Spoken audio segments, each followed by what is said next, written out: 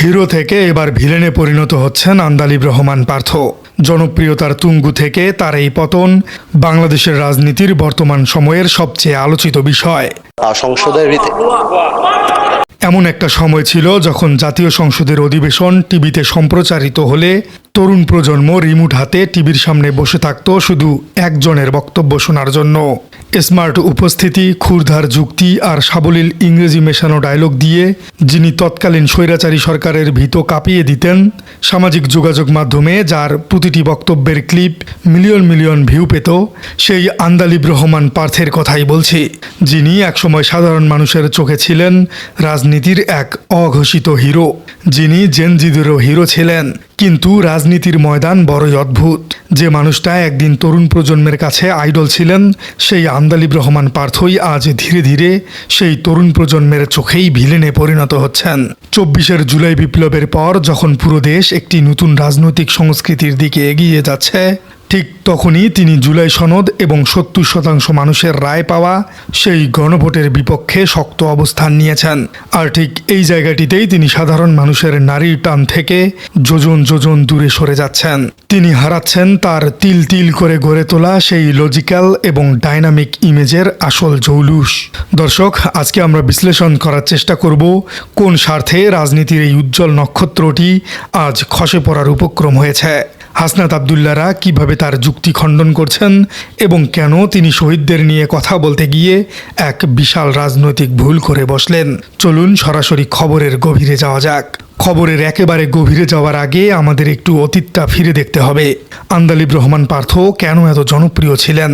বিগত ১৬ বছরের ফ্যাসিবাদী শাসন আমলে যখন বিরোধী দলের অনেক বড় বড় নেতাও ভয়ে কথা বলতে পারতেন না, তখন সংসদে দাঁড়িয়ে পার্থ অত্যন্ত লজিক্যাল এবং যুক্তিনির্ভর বক্তব্য দিতেন। পলিটিক্যাল সায়েন্সে একটি কথা আছে, ভয়েস অব দ্য ভয়েসলেস, অর্থাৎ কণ্ঠহীনদের কণ্ঠস্বর। পার্থ তখন ঠিক এই কাজটিই করতেন।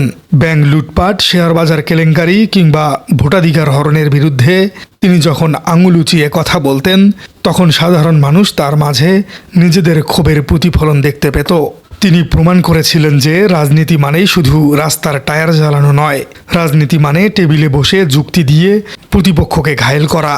আর এই ইমেজের কারণেই জেনারেশন জেড এর থেকে শুরু করে সকল বয়সী মানুষের কাছে তিনি একজন হিরো হিসেবে প্রতিষ্ঠিত হয়েছিলেন। কিন্তু ৫ আগস্টের পর, গণঅভ্যুত্থানের পর দেশের রাজনৈতিক প্রেক্ষাপট পুরোপুরি পাল্টে যায়। তরুণ প্রজন্ম এবং সাধারণ মানুষ যখন পুরনো পচা সিস্টেম ভেঙে নতুন করে দেশকে গড়ার জন্য জুলাই সনদ তৈরি করলো, যখন সেই সনদের পক্ষে দেশের ৭০% মানুষ গণভোটে হ্যাঁ ভোট দিল, ঠিক তখনই আন্দালিব রহমান পার্থ এমন এক অবস্থান নিলেন যা পুরো জাতিকে স্তব্ধ করে দিল।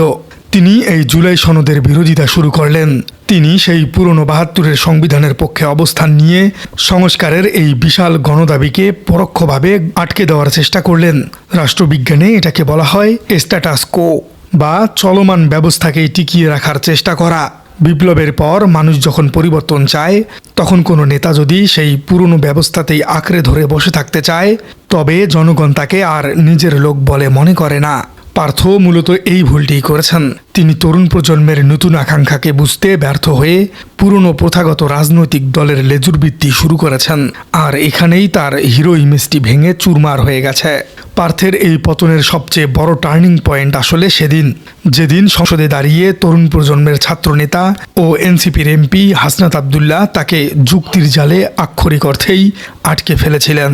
পার্থ যখন সংসদে দাঁড়িয়ে সংবিধান পরিবর্তনের দাবিকে স্বাধীনতা বিরোধী বলে ট্যাগ দেওয়ার চেষ্টা করেছিলেন, তখন হাসনাত আবদুল্লাহ সেই চেনা যুক্তির ধার দিয়ে পার্থকে একবারে মাটিতে নামিয়ে এনেছেন। হাসনাত আবদুল্লাহ অত্যন্ত তীক্ষ্ণ ভাষায় পার্থের অবস্থানকে ৩টি শব্দে ব্যাখ্যা করেছিলেন। তিনি বলেছেন, কখনো কনফর্মিস্ট, কখনো রিফর্মিস্ট, তারা আসলে অপরচুনিস্ট। অর্থাৎ পার্থকে তিনি সুবিধাবাদী বলেছেন। একটু ভেবে দেখুন দর্শক, যে মানুষটা সারা জীবন অন্যদের লজিক দিয়ে ঘায়েল করেছেন, আজ সেই মানুষটাকেই এক তরুণ নেতা সুবিধাবাদী হিসেবে প্রমাণ করে দিলেন। হাসনাত আবদুল্লাহ চোখে আঙ্গুল দিয়ে দেখিয়ে দিলেন যে পার্থ এবং তার সমর্থকরা সংবিধানের শুধু সেই অংশটি মানতে চাইছেন যেগুলো তাদের ক্ষমতায় যাওয়ার রাস্তা পরিষ্কার করছে, আর যেগুলো জনগণের ক্ষমতা বাড়ায়, যেমন জুলাই সনদ, সেগুলো তারা মানছেন না। এই যে সুবিধাবাদের রাজনীতি, যাকে ইংরেজিতে বলা হয় চেরি পিকিং, হাসনাত আবদুল্লাহর একটিমাত্র বক্তব্যই পার্থের সেই চেরি পিকিংয়ের মুখোশ পুরো জাতির সামনে খুলে যায়। হাসনাত প্রমাণ করে দিলেন যে আজকের তরুণ প্রজন্ম আর পুরনো দিনের সস্তা রাজনীতির আবেগিকতায় ভোলে না, তারা ডাটা এবং লজিক দিয়ে বিচার করতে চায়। পার্থের রাজনৈতিক ভুলের কফিনে শেষ পেরেকটি ঠুকে দিয়েছেন শহীদদের নিয়ে তার একটি অত্যন্ত বেফাঁস এবং রাজনৈতিক উদ্দেশ্য প্রণোদিত বক্তব্য। সংসদে তার সেই ডাইনামিক বক্তব্য দিতে গিয়ে তিনি জুলাই বিপ্লবের শহীদদের আক্ষরিক অর্থেই ভাগ করে ফেলেছেন। তিনি বলেছেন, যেদিন আবু সাইদ মারা যান সেদিন চট্টগ্রামে ওয়াসিম মারা যায়। কথাটি শুনতে খুব সাধারণ মনে হলেও এর ভেতরে লুকিয়েছিল এক ভয়ঙ্কর রাজনৈতিক বিভাজন। তিনি মূলত বোঝাতে চেয়েছেন যে ওয়াসিম যেহেতু ছাত্র দলের কর্মী ছিল, তাই এই বিপ্লবে তাদের দলের অবদানও সমান।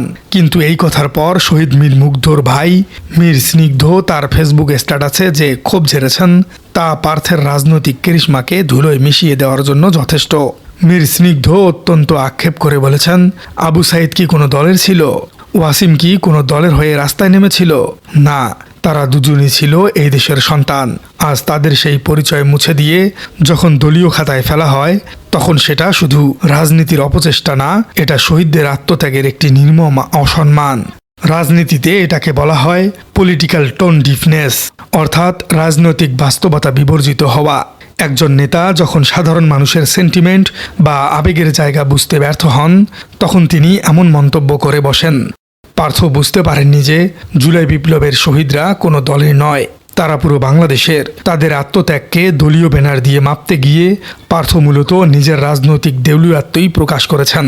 মীর স্নিগ্ধ যখন বলেন এটা এক ধরনের বিশ্বাসঘাতকতা, তখন বুঝতে হবে আন্দালিব রহমান পার্থ আসলে সাধারণ মানুষের কতটা গভীর আঘাত করেছেন। বিশ্লেষকদের মতে আন্দালিব রহমান পার্থের এই পতনের পেছনে সবচেয়ে বড় কারণ হলো ইকো চেম্বারে আটকে পড়া। ইকো চেম্বার হলো এমন একটি জায়গা যেখানে আপনি শুধু নিজের এবং নিজের স্তবকদের কথাই শুনতে পান, বাইরের পৃথিবীর আসল সত্যটা আপনার কানে পৌঁছায় না। পার্থ হয়তো ভেবেছিলেন তিনি যেহেতু ভালো ইংরেজি বলেন, সুন্দর করে গুছিয়ে কথা বলেন এবং সোশ্যাল মিডিয়ায় তার লাখ লাখ ফলোয়ার আছে, তাই তিনি যা বলবেন তাই মানুষ অন্ধের মতো বিশ্বাস করবে। কিন্তু তিনি ভুলে গিয়েছেন যে 5 আগস্টের পর বাংলাদেশের রাজনীতি আর আগের জায়গায় নেই। জেনারেশন জেড বা আজকের তরুণরা কোনো নেতার মুখের কথায় ভোলেন না, তারা নেতার কাজের সাথে তার কথার মিল খোঁজেন। যখন তারা দেখল যে মুখে বড় বড় কথা বলা পার্থ আসলে ঘুরে ফিরে সেই পুরনো 72-এর সংবিধানকে টিকিয়ে রাখতে চাইছেন এবং গণভোটের রায়ের বিরোধিতা করছেন, তখন তারা বিন্দুমাত্র দ্বিধা না করে তাদের এই পুরনো আইডলকে ছুঁড়ে ফেলেছে। একজন সত্যিকারের নেতা তিনি, যিনি জনগণের চোখের ভাষা পড়তে পারেন। জুলাই সনদের পক্ষে যখন দেশের 70% মানুষ, তখন কোনো বুদ্ধিমান নেতার উচিত ছিল সেই জনগণের পক্ষে অবস্থান নেয়া। কিন্তু পার্থ বেছে নিয়েছেন ক্ষমতার মোহকে। তিনি হয়তো ভেবেছেন পুরনো রাজনৈতিক দলগুলোর সাথে সুর মেলালে ভবিষ্যতে তার ক্ষমতার অংশীদার হওয়ার পথ সুগম হবে। কিন্তু তিনি ভুলে গেছেন যে জনগণ তাকে হিরো বানিয়েছিল, সেই জনগণই তাকে ভিলেন বানাতে পারে। হাসনাত আবদুল্লাহ থেকে শুরু করে মীর স্নিগ্ধ, সবাই যখন তার যুক্তির অসারতা এবং রাজনৈতিক ভণ্ডামির মুখোশ খুলে দিচ্ছেন, তখন পার্থের সামনে আর কোনো যৌক্তিক উত্তর দেওয়ার মতো হাতিয়ার অবশিষ্ট নেই। তিনি আজ এমন এক জায়গায় এসে দাঁড়িয়েছেন যেখানে তার পুরনো ভক্তরাই আজ তার সবচেয়ে বড় সমালোচক। প্রিয় দর্শক, আপনার কি মনে হয় আন্দালিব রহমান পার্থের এই হিরো থেকে জিরো হওয়ার ঘটনাটি আপনি কিভাবে মূল্যায়ন করছেন? আপনি কি আন্দালিব রহমান পার্থের বর্তমান অবস্থানকে সমর্থন করছেন? কমেন্টে জানিয়ে দিন আপনার মূল্যবান মতামত। আর আপনার রাজনীতি চ্যানেলে নতুন হয়ে থাকলে চ্যানেলটি সাবস্ক্রাইব করার অনুরোধ থাকলো। দেখা হচ্ছে পরবর্তী কোনো ভিডিওতে।